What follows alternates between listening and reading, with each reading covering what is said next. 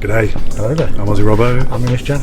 And welcome to our travel day episode, I guess you could call it. Yeah, so we're heading to Paris, France for Disneyland Paris tomorrow, which will be Sunday. And we are going to stay the night in Heathrow. So we're going to stay at Terminal 2 and 3 at the Hilton Garden Inn.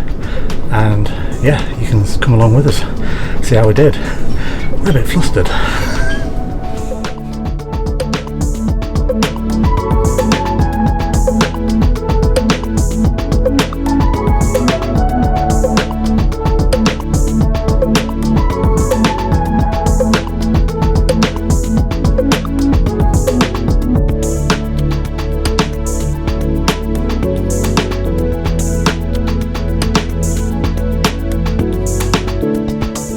So this is travel day, I guess part one, because we're travelling on 2 different days. So this is the initial travel part. What theoretically should be a really easy journey, where we get the bus to our local tube station, Canada Water to Green Park, change onto the Piccadilly line, and then should just go straight to Heathrow, which is really a simple journey, I guess you could say. But unfortunately, we got up to the walkway, and found out that the Piccadilly line is closed. We don't like to do things nice and easy. So we then had to go back to the Jubilee line, get back on there, go to Baker Street Station, change there, go to Paddington Station, then change there, get on the Heathrow Express, which is a lot more expensive as well, and then get the train over to Heathrow. So it's a bit more complicated of a travel day initial part than we expected, but hopefully we'll get there for sunset.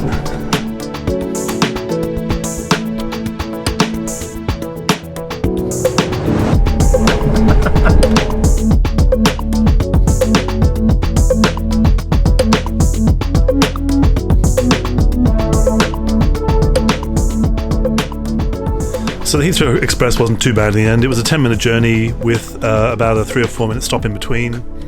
So we eventually got to Heathrow, and then once we arrived, we thought it would be fairly easy to find the hotel. It wasn't as easy as expected, whereas in Gatwick, the hotel was actually inside the terminal.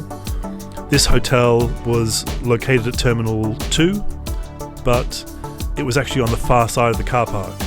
So after going inside the terminal, having a bit of a look around, we actually had to go outside of the terminal, go to the car park where we found the sign, and then walk through the car park to get to the entrance to the hotel, which is a bit strange.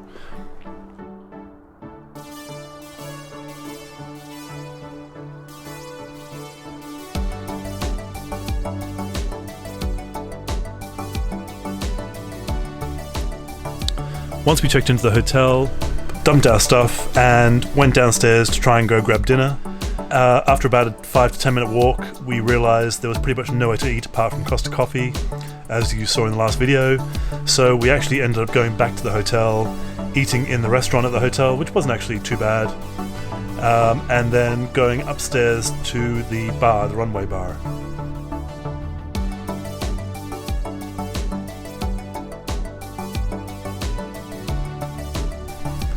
That was actually the highlight of the evening, and one of the best bars I've been to. The runway bar was amazing.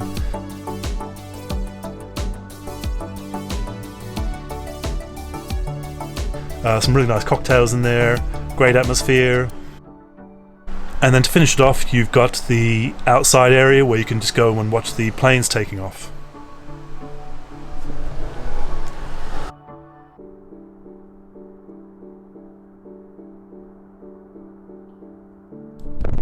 It is 4:30 in the morning, and we are just about to set off and start the rest of the travel day to Paris, France.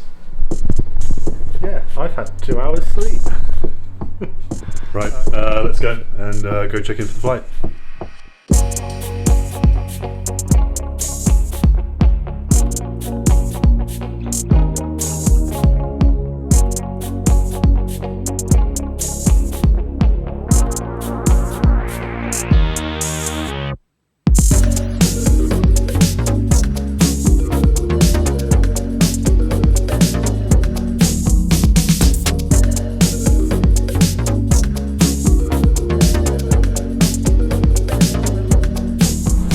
we just checked our bag in. We just got our boarding passes, and we also had to show two forms. Well, we had to show our form that or the app where we had shown the vaccination, and now we're just off to departure gate 11 in a very empty airport at 5 in the morning.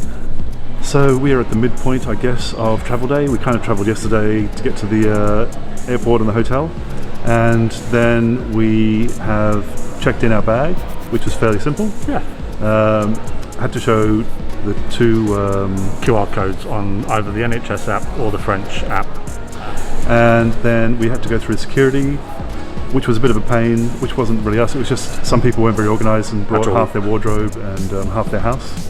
So that really slowed it down. You got a choice of 2 lanes, and I chose the wrong lane. We chose the wrong one. Yeah. It looked shortest. But then we're through. It's 5:20 in the morning, 5:30 in the morning. Yeah. We need to go over to the departure gate. There's nothing open for food, so that was a bit of a disaster. So we'll have to get breakfast once we get over to the other side. But other than that, yeah, it's working out all good at the moment. Yeah, come join us as we go on Air France and then onward to Disneyland Paris. See you on the other side.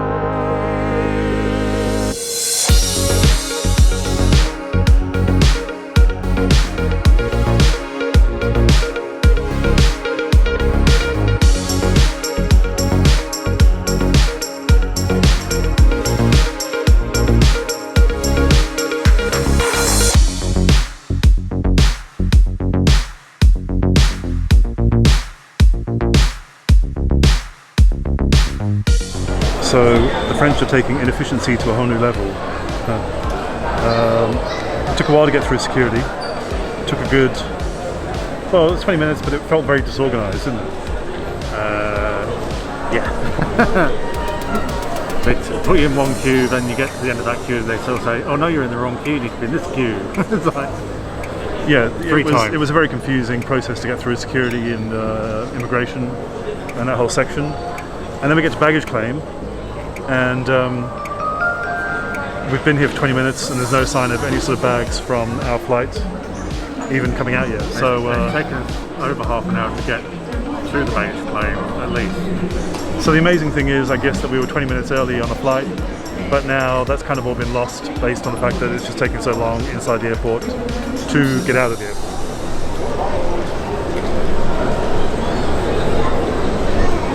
It's crazy. It's crazy, I tell you.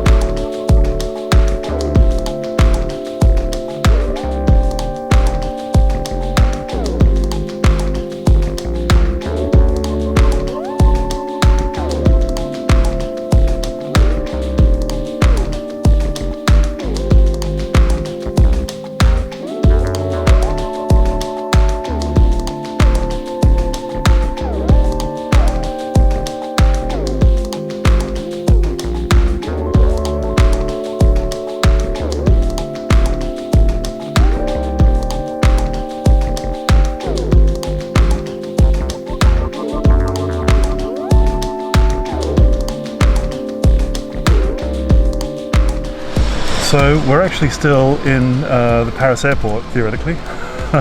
We're in the train station now that is attached to the airport. So after waiting a long time to pick up our baggage, we then got the route pretty quickly to go to the train station. But coming out of there was a bit chaotic, I would say. I think you used the word dystopian. Yeah, they were just like, it was weird, like all the exits out to the car park were just rammed with people and like loads of like baggage everywhere. And it felt like a just mass confusion of people trying to get out of the building but just not getting out of the building. And so you had to kind of weave your way through people and around people, and there was security at different stages, and it was like, what is going on? What time did we get in to the flight? So the flight actually arrived at 20 past 8 in the morning, 20 minutes early. Nearly. It's 11 o'clock almost. Nearly 11 o'clock. And we still haven't got out of the airport. So we're getting the train back. So we got to the train station eventually, and then it was a bit of a confusion trying to work out where to get the train from or where to get the tickets from. You couldn't get tickets, you queued for one and you couldn't get tickets from that particular machines. They didn't have it listed and you couldn't get them from there, so you had to go. Yeah, so there were one particular set that I queued up for and then tried to get on, and then once I got on, I couldn't find the location for where we're going. So then I asked someone eventually, and then they said, oh, you got to go to this office over here, which is a different office, down towards the exit or the platform entrance. And so I got those tickets. She did ask for a passport when I bought them, which is weird because theoretically if I bought them on the machine she wouldn't have asked for it, I guess, because there were machines as well. But anyway, I got 2 tickets. When I googled it before we came, they said it would be around 17 euros. It was 30 euros each. If you pre-booked, you could have got it for 17 euros if you, like a week or two ago apparently, but... Yeah, but also it asks for the time when you book it on the computer. Because when I looked at possibly a return one, they wanted to know like a 3-hour window for the time. Yeah, anyway, that's not gonna happen. So the ticket system isn't as easy or straightforward as you would think it would be. But we got the tickets, got something to eat, got a little something to eat from Paul, and now we're on the platform. Hopefully this train should only take 10 minutes. Get to Disneyland, check into the hotel, and then hopefully hit the park and get some lunch. Yeah, please. Disneyland beckons. I'm going to cry. I think I'm going to cry when I get there. And I think we're going to do the train next time. But yeah, certainly hasn't been the most straightforward of journeys so far. But journey day continues.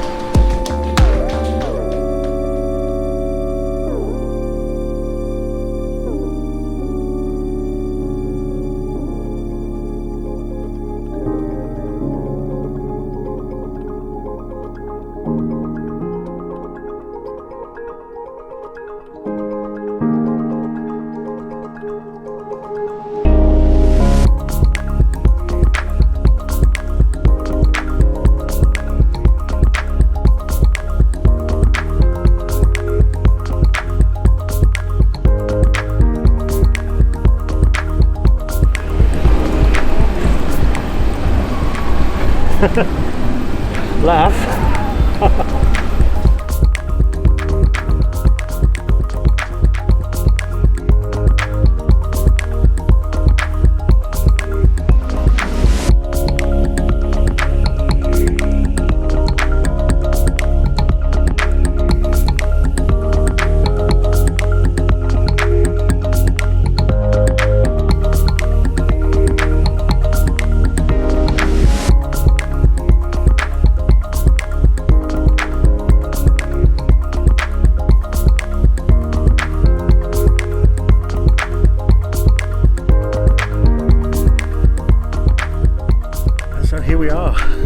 We made it. We finally got here. We got on the train after getting on the train to the airport, and it was rather rammed in there. There was in the luggage compartment there was about 10 people or so with all their luggage just everywhere. So I kind of had to fight to get all the stuff out. Very much so. But we got it all, and we eventually got to the park. We arrived. But yeah, we're just really grateful to be here. Grateful for you to join us along this very stressful journey. Look forward to seeing you in episode 2, I guess. Yeah, cool. Which will be going for dinner and going to Disney. Thanks for watching. See you next week. Bye. Bye.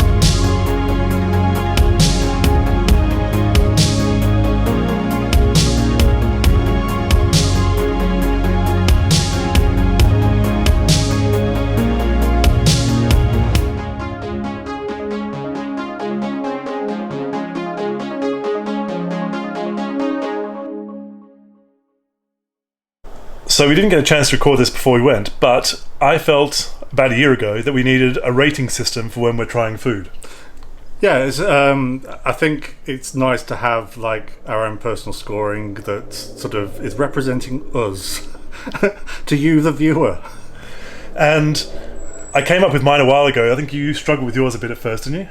I've struggled with mine all along. Yeah, yours is kind of pretty quick. So, I came up with something so quintessentially Australian. Because every day's a good day in Australia. G'day, Paul. G'day, love. So stereotypical. Koalas. So Didgeridoo. So unbelievably Australian that it would be a crime not to use it. Dingoes. Austria. Well then, g'day, mate. Neighbours. Not that I want to flog a dead horse or beat a stereotype over the head. Corks and a hat. But I'm gonna. So I'm gonna go with... There's plenty of shrimps on the bar. Let's put another shrimp on the barbie. Shrimps on a barbie. Yeah.